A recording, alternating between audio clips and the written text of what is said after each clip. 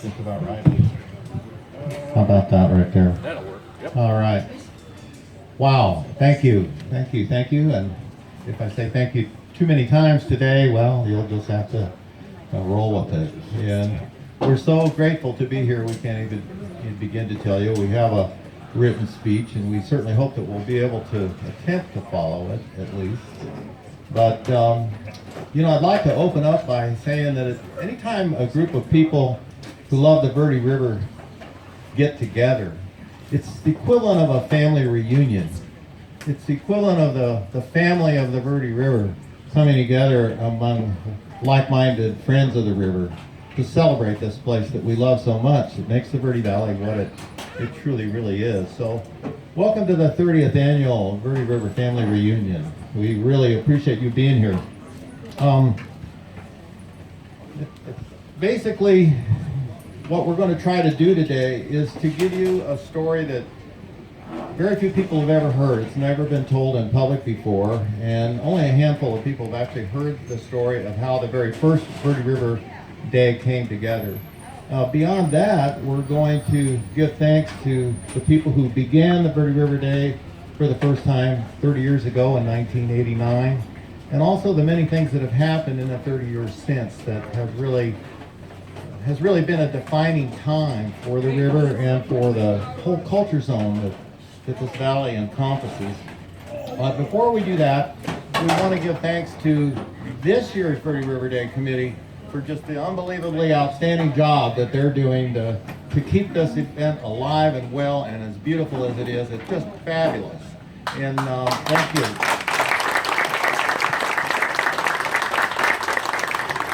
I would like to read their names off. Christine Follett is from the Cottonwood Chamber of Commerce and serves as the chair. Let's give a big hand to her, please. And really one of the forever people behind the scenes of Verde River Day is the director of Dead Horse Ranch State Park, in this case George Christensen, hiding out behind us, way in the back there. Basically, Laura Jones, Friends of the Verde River, Tori Marshall, Arizona Natural History Organization, Anthony Montiel, U.S. Forest Service, Christian Oliva Del Rio, Cottonwood Chamber of Commerce, Bev Sass, volunteer, Tracy Shimikowski, if I hope I got that right, from the Cottonwood Chamber, Dennis Tomko, Northern Arizona Audubon, Nina Hubbard, U.S. Forest Service, and Brian McKay, Arizona State Parks. Let's give them a hand, please.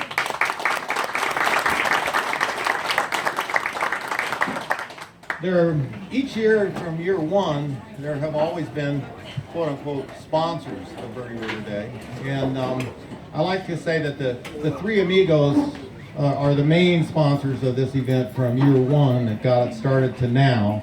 Would be Arizona State Parks, the Verde Independent newspaper, and the Cottonwood Chamber of Commerce. And they're really the super glue that keeps this organization alive and well, and just goes to bat above and beyond every year to make it happen.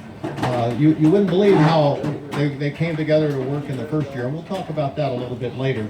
There are actually 17 sponsors this year, and besides the three amigos, there's Yavapai Broadcasting, National Park Service, City of Cottonwood, Town of Clarkdale, Arizona Game and Fish, Arizona Public Service, Salt River Project, Unisource, Friends of the Verde River, the Sierra Club, the Northern Arizona Audubon, and two first-year sponsors, Jay's Bird Barn and Country Bank. It's just really gratifying to come back here after 30 years and see so many sponsors so all in on this event, and we really appreciate that. We're going to, as I said, give thanks to the people who created the first Verde River Day, but before we do that, we have to tell you, how did that happen? How did that happen that a Verde River Day sort of spontaneously sprang into existence in September of 1989? And the story goes way back to 1981 when I founded the Northern Arizona Paddlers Club in Flagstaff and began trying to interest people up there on the Coconino Plateau into coming down into the Verde Valley to enjoy the many charms of the river here. And by and by, we all wondered why the water quality was always so terrible and disgusting. And it didn't take long for us to figure out that it was as a result of unchecked sand and gravel mining going on basically from one end of the Verde Valley to the other with numerous operations.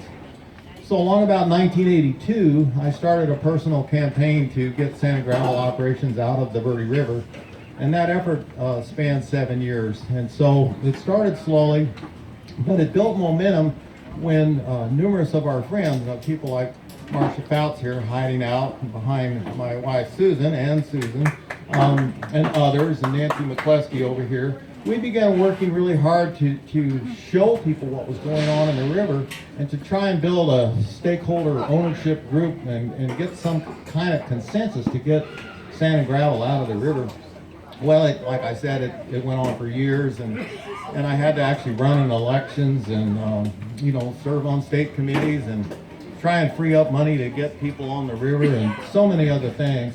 And as time went on, we began to get more and more powerful people, I guess you could say, on the river, elected officials and local, county, and state agency staff. And eventually we got the several groups from EPA Region 9 out of San Francisco to come. And on one day when we had one of those EPA groups in 1988 on the river, they were very moved by what they saw with the impact of the destruction of the sand and gravel. But their leader came up to me face to face, just not even about 6 inches from my face, and he pointed a finger right in my face and he says, this is all well and good, Parsons, but how do we know that it's not just you? How do we know it's just not a personal crusade of John Parsons? How do we know that the community cares about this river besides you?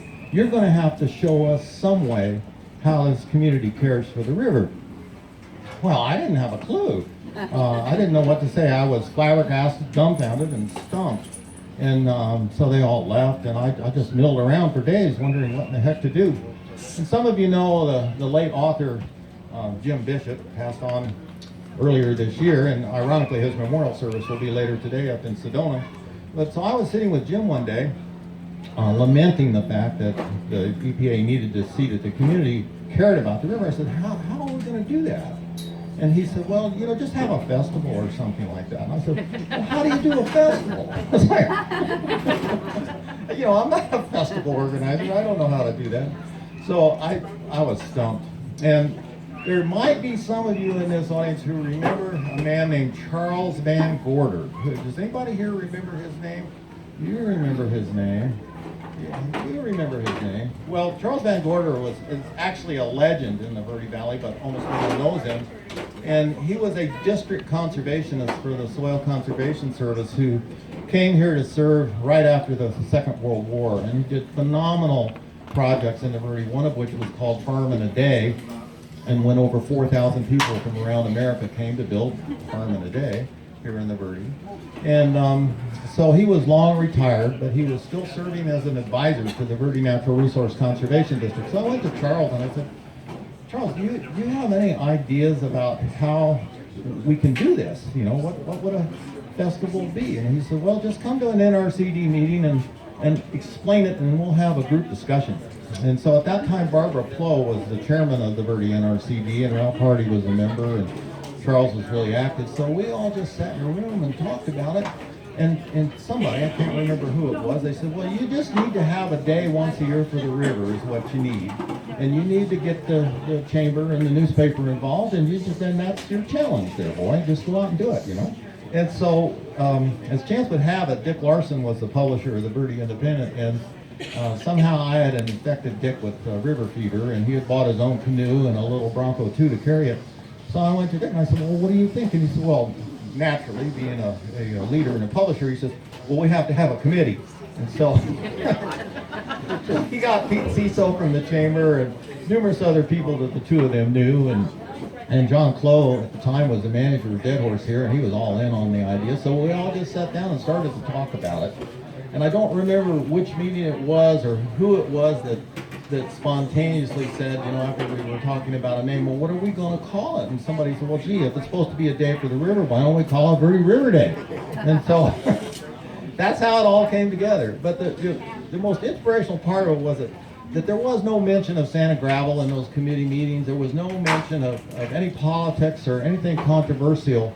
everybody that served on that committee from day one was 100% all in on just celebrating the river and coming up with the concept of what this event would be that has actually carried forward as almost a carbon copy, only getting better and better each year for 30 years. It's just phenomenal how it all happened, and I'll never forget the way that everyone worked together. There was never any differences of opinion or never any hard feelings about anything. People were always really complimentary and appreciative of one another, and they worked hard to support each other throughout the entire months of time that it took to get the first event together. But you know, during that time that we were spending organizing that event, none of us really knew if it was going to work because it was the first time. We just believed that it would. The old thing, build it and they will come.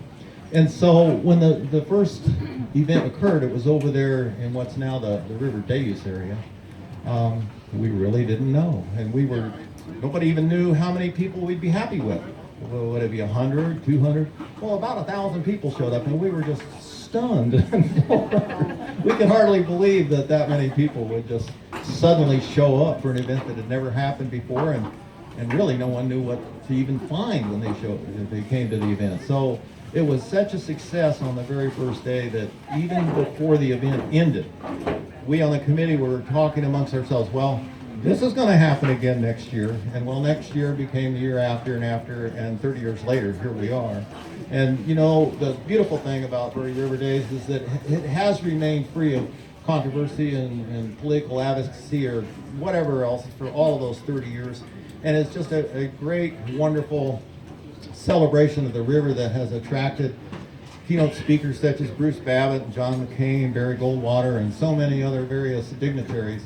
I think that listening to Bruce Babbitt that day really was an educational experience for me because he was just in a conversational mode, and he said, yeah, I'd like to tell you how we created the Verde River Greenway and what I did to make that happen. And it's a fascinating story that's never been told before. And that's what happens here at Verde River Days. You learn stuff you just really never expected to know. And so I would like to thank many of the people that were in on that first event, of course, beginning with Jim Bishop, Charles Van Gorder, Barbara Plow, Ralph Hardy, Dick Larson, Pete Ciso, John Clough, Max Castillo, Rick Champion. The Verde River Search and Rescue, by the way, that helped you park today, they've been doing that for 30 years. They were in on the very first Verde River Day, and it's just amazing that there they are. You show up, there they are, just rock solid. And KVRD, Richard and Krista Daynard back there, raise your hands. They were relentless promoters of the first Verde River Day, and of course, Richard Daynard has a silver tongue, as most of you know, and you should have heard him rolling out all the wondrous reasons why you should go to Verde River Day. So the first event was a success because of the relentless promotions of the Verde Independent.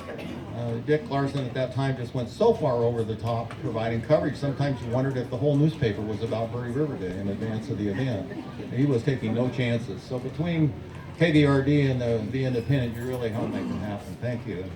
And we appreciate that so much. Marcia Fouts, as I mentioned, and Peggy Chaikin sitting there, and Susan McCullough, who was known as Susan Champion back then. They did so much to help make the first event a success by providing the canoe rides to anybody and everybody that wanted to get out on the flowing water of the river. Metch Metcha, Bonnie Barber, Russ Knighty, and I don't know who did it. I think it might have been Pete Ciso, but it could have been Dick Larson or both of them. Who knows? They were kind of a tag team. But they somehow got Governor Rose Mofford to issue an official proclamation declaring the last Saturday of every September to be forever Verde River Day in the state of Arizona. And you may not realize this, but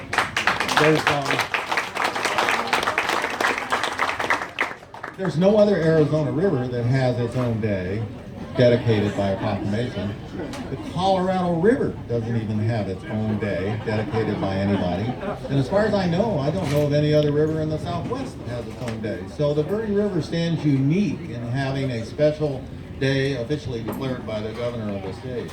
So as was mentioned in my introduction, the irony was that as soon as the EPA realized that the community at large was working hard to organize this event, they picked up their momentum to to finally bring an end to sand and gravel in the river. And their cease and desist order was dated the exact same day, September 30th, that this event took place. And so the irony of that is that there was an end of an era that took place right there on that day, precisely because of the beginning of this event and that issuance of that cease and desist order. And therefore, Verde River Days ushered into into a new era, the future that has brought this river to an incredibly bright and glorious destiny, you might say. In the past 30 years, since the rock solid annual event of Verde River Days has continued, there have been so many things. You know, you flash back to 30 years ago, there were no groups, not one, in existence to celebrate the Verde River or to work for its preservation and future. Not a single group. The Sierra Club and the Northern Arizona Audubon Society have always been rock solid for conservation and environmental issues throughout the history of this state and many, many others. But besides the Sierra Club and the Audubon Society, there were no groups working on behalf of the river. And since then, of course, you've had the Verde Watershed Association, the Verde Basin Partnership, now Friends of the Verde, formerly Friends of the Verde River Greenway. The Nature Conservancy has gone to bat in so many ways. The Verde Valley Birding and Nature Festival has stepped up in ways that no one could imagine. Doug Von Gossick formed the Verde Institute. Diane Jones wrote the Verde Almanac. Jim Slingleff wrote a book. John Fuller also has written a book, Elegy of the Verde River. The Bureau of Reclamation, the Forest Service, and the NRCD spent tens of thousands of dollars giving away hundreds of river trips on the river. Verde Canyon Railroad has become an incredible championship of the river. Camp Verde has stepped up to the plate in so many different ways and even created an actual preserve down there, not to mention their splendid access efforts. Carlton Camp, the Yavapai County Supervisor, and then Chip Davis played outsized roles in helping this river. Chip Davis has done just more than I can even begin to mention, and his latest partnership with the Hauser family to grow barley for his malting plant has spawned that campaign with the famous slogan, "Drink beer, save water." Probably the best campaign slogan I've ever heard. Richard Thompson and Tony Joya. Where's Tony? He was here a moment ago. Hi, Tony. You know, if you don't know Tony, you really should. And so after this, you go over and introduce yourself, and be sure to say thanks, Tony, for all that you've done, because you're incredible. We love you. And Steve Ayers, Tom Bonomo, Wes Gerard, Dexter Allen, Old Man River down there, and as Verde River Ranger for many years. Jennifer Burns, Bill Cook, Will Doyle from Bureau Rec. And Chip and the Hauser family, as I mentioned. But I do want to reiterate and bring a special shout out to the Verde Independent, and especially Pam Miller, who's worked so many years, so hard on the committee. You know, she just stepped into that role and just took a hold of it and just basically attacked it, you know, and there was nothing that you wouldn't do on behalf of Verde River. And we just appreciate your legacy on the committee so much. Thank you. And the new publisher of the Verde Independent is Babette Cubitt. And would you step forward, please? And I'd like to introduce you. She's going to be stepping into Pam's role on this committee, right?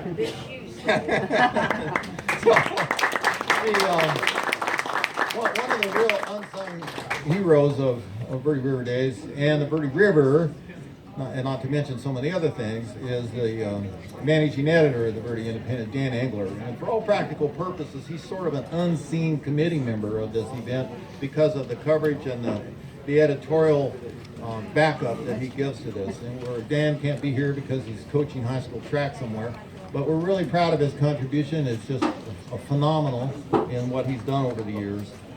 And basically, the new era of the Verde River continues to evolve, but it all began here 30 years ago. And I just see a couple other people that stepped in, Bob and Kristen Rothrock there. They were in on the beginning of the Verde River Days, and they helped run canoes here for so many years. Thank you, Bob. And Mary Linsky's speech this morning was a beautiful speech, and the resolution was really incredible. Cottonwood has really stepped up over the years to become so much more than just a member of the committee, but a host to the wonderful things here. And I'd like to close my speech. Not yet. John. Hey. There's a Kia out in the parking lot. BCF 385. There is a Kia out there, blue. It's BCF 3855, and the engine's running. So someone will be surely happy to know that. So, you know, I agreed to give this speech sometime last February of this year.